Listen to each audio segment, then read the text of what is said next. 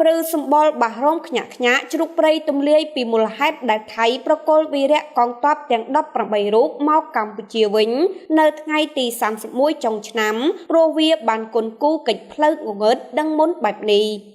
នៃបតាមជ្រុកព្រៃបានបង្ហោះសារដោយភ្ជាប់ជាមួយរូបថតមួយសន្លឹកថាសារផុសនៅថ្ងៃទី1ខែ1ក្នុងឆ្នាំ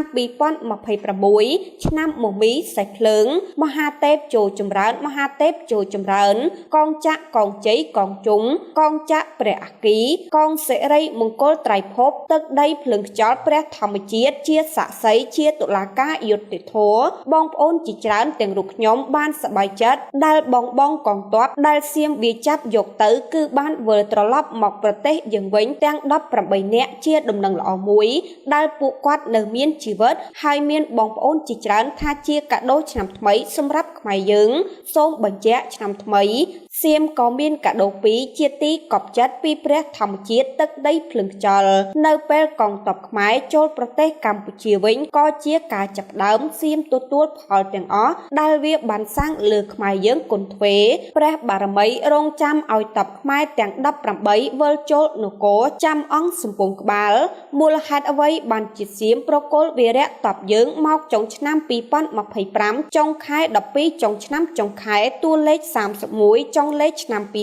2025គឺលេខ5ប្រកុល18នាក់លេខចុងកន្ទុយ8គឺតំណាងគ្រោះធំទាំង8ក្នុងប្រទេសសៀមគឺសៀមវាបានគុនគូធ្វើកិច្ចផ្លូវងងឹតបង្វិលគ្រោះធំទាំង8បង្វិលគ្រោះភ័យប្រទេសវាយកទ័ព18នាក់មកទប់បងប្អូនមានឆ្ងល់ទេមិនក៏ប្រកុលតបយើងមកមុន2នាក់ក្រោយមក18នាក់ទៀតនេះគឺជាក្បួនផ្លូវងងឹតរបស់សៀមកិច្ចបង្វិលគ្រោះឲ្យប្រែគ្រោះចូលមកខ្មែរវិញហើយមុនពេលសៀមប្រកុលមកខ្មែរក៏វាធ្វើកិច្ចពិធីដោះគ្រោះឲ្យគ្រោះភ័យដែលមានក្នុងប្រទេសវាឲ្យវិលចូលប្រទេសខ្មែរយើងវិញកាលមុនក៏ធ្លាប់បានប្រាប់បងប្អូនហើយថាគ្រោះទាំងធំទាំង8ក្នុងប្រទេសសៀម18នាក់គឺចុងលេខគឺ8វាបានធ្វើកិច្ចបង្វែរគ្រោះភ័យធំឲ្យវិលចូលមកប្រទេសខ្មែរយើងគឺវាបានធ្វើកិច្ចពិធីរំដោះគ្រោះបង្វិលគ្រោះព្រោះវាខ្លាចវិនាសប្រទេសវានិងខ្លាចងាប់ស្ដេចវា